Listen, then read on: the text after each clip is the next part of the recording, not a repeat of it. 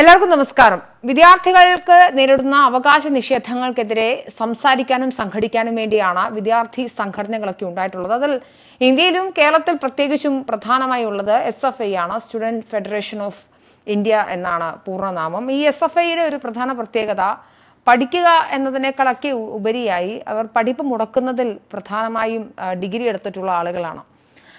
നമുക്കറിയാം PM മാർഷോ ആയിരുന്നു ഇതിനു മുൻപ് SFIയുടെ സംസ്ഥാന സെക്രട്ടറി. PM മാർഷോ വാ തുറന്നാൽ മണ്ടത്തരവും അധികാരത്തിന്റെ ധാർഷ്ട്യവും കാരണം അങ്ങനെ പോയിക്കൊണ്ടിരുന്ന PM മാർഷോയ്ക്കും അദ്ദേഹത്തിന്റെ കമ്മിറ്റിക്കുമെതിരെയും SFIക്കെതിരെയും കൃത്യമായി ഇടവേളകൾ ഇല്ലാതെ തന്നെ അദ്ദേഹത്തിനെതിരെയും കമ്മിറ്റിക്കെതിരെയും നിരവധി ആരോപണങ്ങളും പ്രതിഷേധങ്ങളും ഒക്കെ ശക്തമായിരുന്നു.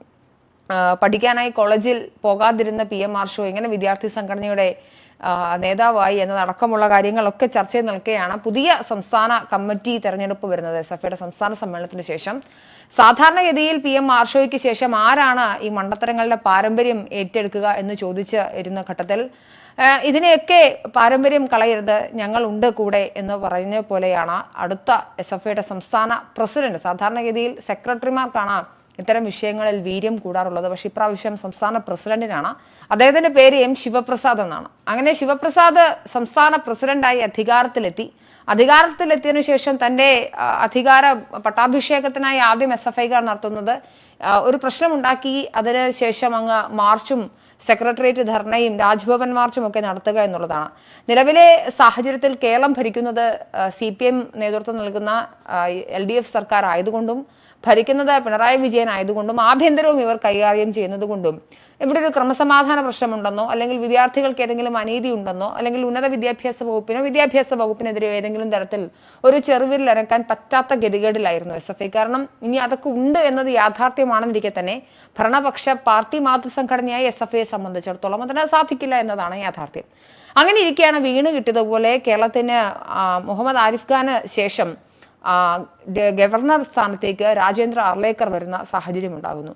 രാജേന്ദ്ര അർലേക്കർ വന്നു ശേഷം SFIയുടെ പുതിയ സംസ്ഥാന കമ്മിറ്റി രൂപീകരിക്കപ്പെടുന്നു. അങ്ങനെ M ശിവപ്രസാദ് ഇങ്ങനെ പൂർണ്ണമായി നിൽക്കുന്ന സമയത്താണ് ഭാരതാംബ വിവാദം വരുന്നത്.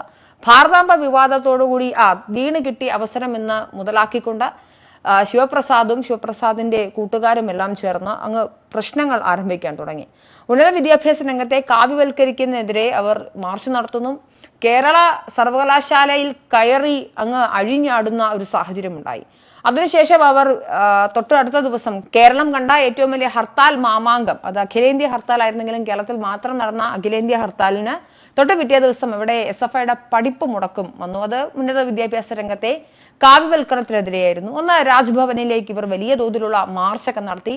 അന്ന് ബാരിക്കേഡുകൾ ചാടിക്കടന്നു. നാണമില്ലേ അർലേക്കറെ, തിരിച്ചുപോയോ, പേടിത്തൊണ്ട എന്നൊക്കെ വിളിച്ച് കുറച്ച് സ്കൂളുകളിൽ പഠിപ്പിക്കാത്ത ഭാഷയുമൊക്കെ അദ്ദേഹത്തിനെതിരെ വിളിച്ചു പറയുന്നുണ്ട്. ഈ ഒരു പൊതുമധ്യത്തിൽ ഞാനത് ആവർത്തിക്കുന്നില്ല. ശേഷം ആർലേക്കർ സംഘിയാണെന്നും ആർലേക്കറിനൊപ്പം നിൽക്കുന്ന ആളുകളും ഒക്കെ സംഘികളാണെന്നും ഒക്കെ പറഞ്ഞു. അതൊക്കെ അത് രാഷ്ട്രീയമാണ്. SFI തീർച്ചയായിട്ടും ഒരു CPM സംഘടനയായതുകൊണ്ട് തന്നെ SFIയെ സംബന്ധിച്ചിടത്തോളം സംഘി രാഷ്ട്രീയത്തെ അല്ലെങ്കിൽ കാവ്യ രാഷ്ട്രീയത്തെ എതിർക്കുക എന്നുള്ളത് തീർച്ചയായും അത് വേണ്ടുന്നതാണ്. എന്നാൽ ഇവരിങ്ങനെ സെലക്റ്റീവായി മാത്രം കാര്യങ്ങളെ കാണുന്ന ആളുകളായതുകൊണ്ട് തന്നെ SFIയുടെ ഇത്തരത്തിലുള്ള പ്രതിഷേധങ്ങളെ, കാവ്യവൽക്കരണത്തെ അല്ലെങ്കിൽ ഏതെങ്കിലും തരത്തിൽ നമ്മുടെ വിദ്യാഭ്യാസ രംഗത്തെ പൊതുവിടങ്ങളെ മതേതരമാവുന്ന സെക്കുലർ ഫാബ്രിക്കിനെ തകർക്കുന്ന ഏതൊരു ശക്തിയും, അത് സംഘപരിവാർ ആയിക്കൊള്ളട്ടെ, അത് മറ്റേതെങ്കിലും ഒന്നായിക്കോട്ടെ, അത് CPM ആയിക്കൊള്ളട്ടെ, അല്ലെങ്കിൽ ഏതെങ്കിലും മത സാമുദായിക സംഘടനകളായിക്കോട്ടെ, വ്യക്തിപരമായി അത്തരത്തിലുള്ള ഏതെങ്കിലും ഇസങ്ങളോടോ വൽക്കരണങ്ങളോടോ താല്പര്യമില്ലാത്ത ഒരാളാണ് ഞാൻ. അതുകൊണ്ട് തന്നെ പ്രതിഷേധങ്ങളെ, വിദ്യാർത്ഥി സമരങ്ങളെയും ഒക്കെ ഞാൻ അനുകൂലിക്കുന്നുണ്ട്. പക്ഷേ ഈ അഴിഞ്ഞാട്ടത്തെ നമുക്ക് അനുകൂലിക്കാൻ സാധിക്കുമായിരുന്നു ഒന്നല്ല. എന്തായാലും രാജേന്ദ്ര അർലേക്കറിനെതിരെ അതിഭീകരമായ നാടകങ്ങളൊക്കെ നടത്തി. പക്ഷേ യഥാർത്ഥത്തിൽ അന്ന് എന്തിനായിരുന്നു ഈ സമരങ്ങൾ നടത്തിയത്?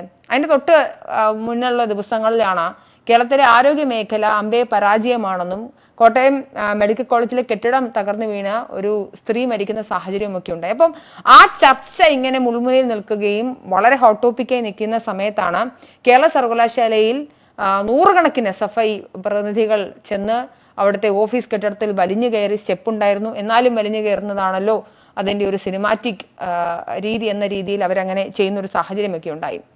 പക്ഷേ M ശിവപ്രസാദ് ഇപ്പോൾ കുറച്ചുകൂടി നാട്ടുഭാഷയിൽ പറഞ്ഞാൽ തേഞ്ഞിരിക്കുന്ന അവസ്ഥയാണ്. കാരണം അടിസ്ഥാനപരമായി ഈ കുട്ടിക്കുരങ്ങന്മാരെ കൊണ്ട് ചുടുചോറ് വാരിപ്പിക്കുന്നത് പോലെയാണ് സംസ്ഥാന സർക്കാർ ഇത് ചെയ്തതെങ്കിലും സംസ്ഥാന സർക്കാരിനും ഗവർണർക്കുമായി യാതൊരു പ്രശ്നവുമില്ല. അത് നമ്മൾ കണ്ടതാണ്. നിർമ്മലാ സീതാരാമനെ കാണാൻ ഡൽഹിയിലേക്ക് മുഖ്യമന്ത്രി പിണറായി വിജയൻ പോകുന്നതും അദ്ദേഹത്തിന് ആ സമയത്ത് അക്കമ്പനി ചെയ്തതും സൗഹൃദ വിരുന്നിൽ ഇരുന്നതും സംസാരിച്ചതും ഒക്കെ രാജേന്ദ്ര അർലേക്കറിന്റെ മധ്യസ്ഥതയിലാണ്. അന്ന് പ്രധാനപ്പെട്ട മറ്റേതെങ്കിലും ഉദ്യോഗസ്ഥരെ പോലും അകത്ത് കയറ്റാതെയായിരുന്നു അന്ന് ചർച്ചകൾ നടന്നിരുന്നത്. അതിനുശേഷവും അർലേക്കറുമായി ബന്ധപ്പെട്ട് ഇങ്ങനെ കാവ്യവൽക്കരണം അത് ഇതെന്നൊക്കെ പറയുന്നുണ്ടെങ്കിലും ബന്ധപ്പെട്ടുള്ള ആരോപണങ്ങളൊക്കെ പറയുമ്പോഴും അന്തർധാര സജീവമായിരുന്നു എന്നതാണ്. അങ്ങനെ ഇരിക്കെയാണ് കുറച്ച് മണിക്കൂറുകൾക്ക് മുൻപ് ഗവർണർ സാഹിബിന് സംസ്ഥാന സർക്കാർ വീണ്ടും പാരിതോഷികം നൽകിയിരിക്കുകയാണ്. അതായത് സംസ്ഥാന സർക്കാർ പൂർണ്ണമായും എതിർക്കേണ്ടുന്ന സംഖ്യയായ ഗവർണർക്ക് ഒരു 15 ലക്ഷം രൂപ സംസ്ഥാന സർക്കാർ അനുവദിച്ച് നൽകിയിരിക്കുന്നു. അതായത് സ്വാതന്ത്ര്യ ദിന ആഘോഷത്തിന്റെ ഭാഗമായി അറ്റ് ഹോം വിരുന്ന് എന്ന് പറയുന്ന ഒരു പരിപാടിയുണ്ട്. ഇതിനുവേണ്ടി അതിഥികൾക്ക് വിരുന്നൊരുക്കാൻ 15 ലക്ഷം രൂപയാണ് സംസ്ഥാന സർക്കാർ ഗവർണർക്ക് നൽകാൻ പോകുന്നത്. നമുക്കറിയാം, നമ്മുടെ നാട്ടിലെ ഖജനാവ് തൂത്തുവാരി പെറുക്കിയാൽ പോലും എലിയെ അല്ലാതെ മറ്റൊന്നും കാണാൻ സാധിക്കാത്ത സിറ്റുവേഷനിൽ അത്രയും അധികം ഭീകരമായൊരു സാമ്പത്തിക പ്രതിസന്ധി നിൽക്കുമ്പോഴാണ് ആളുകൾക്ക് തിന്നാനും കുടിക്കാനും കൊടുക്കാൻ വേണ്ടി 15 ലക്ഷം രൂപ അധികമായി അനുവദിച്ചിരിക്കുന്നത്. ഒന്ന് ആലോചിച്ച് നോക്കുക. താൽക്കാലിക VC നിയമനവുമായി ബന്ധപ്പെട്ടിട്ട് ഗവർണറും സംസ്ഥാന സർക്കാരും വാക്പോര് മുറുകുന്ന സാഹചര്യത്തിൽ കൂടിയാണ് സംസ്ഥാന സർക്കാർ ഈ വിശിഷ്ടമായ ഉപഹാരം ഗവർണർക്ക് നൽകിയിരിക്കുന്നത്. ഈ പൗരപ്രമുഖർക്കും വിശിഷ്ട അതിഥികൾക്കുമായി ഗവർണർ ഓഗസ്റ്റ് 15-ന് വിരുന്നു സൽക്കാരം നടത്തും. തുക അനുവദിക്കണമെന്നാവശ്യപ്പെട്ട് ഗവർണറുടെ അഡീഷണൽ ചീഫ് സെക്രട്ടറി നൽകിയ കത്തിന്റെ അടിസ്ഥാനത്തിലാണ് സംസ്ഥാന സർക്കാർ ഈ നടപടി സ്വീകരിച്ചിരിക്കുന്നത്. സംസ്ഥാന സർക്കാരിന് ഈ ചെലവ് ചുരുക്കൽ നയമൊക്കെ ഉണ്ട്. ഈ ചെലവ് ചുരുക്കൽ നയത്തിൽ ഇളവും കൂടെ വരുത്തിയാണ് ഈ 15 ലക്ഷം രൂപ അനുവദിച്ചിരിക്കുന്നത്. മാത്രമല്ല, ധനവകുപ്പ് ഹോസ്പിറ്റാലിറ്റി ചെലവുകൾ എന്ന ശീർഷകത്തിന് കീഴിലാണ് ഈ 15 ലക്ഷം രൂപ കൂടി അനുവദിക്കുക. ഒന്ന് ആലോചിച്ച് നോക്കണം. ശിവപ്രസാദെ, SFIക്കാരെ, നിങ്ങൾ എന്തിനായിരുന്നു ഈ പ്രഹസനമൊക്കെ കാണിച്ചിരുന്നത്? നിങ്ങളുടെ മാതൃസംഘടനയുടെ ആളുകളൊക്കെ ഗവർണർക്ക് വിരുന്ന് ഒരുക്കാൻ വേണ്ടി 15 ലക്ഷം രൂപ ഇല്ലാത്ത പണം ഉണ്ടാക്കിയെടുത്തത് ഗവർണർക്ക് കൊടുക്കുന്ന സാഹചര്യത്തിൽ, നിലവിലെ സാഹചര്യത്തിൽ സ്വയം ഇളിഭ്യനായതായി നിങ്ങൾക്ക് തോന്നുന്നില്ലേ എന്നാണ് എനിക്ക് ചോദിക്കാനുള്ളത്. നിങ്ങളിതിൽ കുറേ സാങ്കേതികമായ കുറച്ച് കാര്യങ്ങളൊക്കെ പറഞ്ഞുകൊണ്ട് അതൊക്കെ ഇതിൻ്റെ നാട്ടുനടപ്പിൻ്റെ ഭാഗമാണ്, അത് കൊടുക്കാതിരിക്കാനാവില്ല എന്നൊക്കെ പറഞ്ഞു വരുമായിരിക്കും. പക്ഷെ അതൊന്നുമല്ല യാഥാർത്ഥ്യം. യാഥാർത്ഥ്യം എന്ന് പറയുന്നത് അന്തർധാര വളരെ സജീവമാണ്. ഇവിടെ ഗവർണർക്കും അല്ലെങ്കിൽ മാതൃസംഘടനയ്ക്കും ഒന്നും വലിയ പ്രശ്നങ്ങളൊന്നുമില്ല. പ്രശ്നമുള്ളത് സംസ്ഥാന സർക്കാരിന്റെ സിസ്റ്റം വീഴ്ച അല്ലെങ്കിൽ സിസ്റ്റത്തിന്റെ പരാജയം തുടരുന്ന സാഹചര്യത്തിൽ അതിനെ മറയ്ക്കാൻ വേണ്ടി SFIക്കാരെ ഇറക്കി ബഹളം വെപ്പിക്കുക എന്നത് മാത്രമായിരുന്നു ലക്ഷ്യമുണ്ടായിരുന്നത്. അതിൽ ശിവപ്രസാദ് അടക്കമുള്ള ആളുകൾ വീണു. കുറച്ചധികം ദിവസം ജയിലിൽ കിടക്കുന്ന സാഹചര്യമൊക്കെ എല്ലാവർക്കും കിട്ടി. കുറച്ച് നാളുകൾ അങ്ങനെ വലിയ പണിയൊന്നുമില്ലാതിരിക്കുന്ന ഘട്ടത്തിലാണ് ജലബീരങ്കിയുടെ ശക്തിയൊക്കെ ഒന്ന് മനസ്സിലാക്കാനൊക്കെ സാധിച്ച് തെരുവിലെത്തുന്നത്. ഒരു വിദ്യാർത്ഥി സംഘടന എന്ന നിലയിൽ അമ്പയെ പരാജയപ്പെടുന്ന SFIയുടെ അടുത്ത പൊന്തൂവൽ കൂടിയാണ് ആ കിരീടത്തിലെ. അതെന്തായാലും നന്ദിയോടെ മാതൃസംഘടനയിൽ നിന്നും സ്വീകരിക്കുക.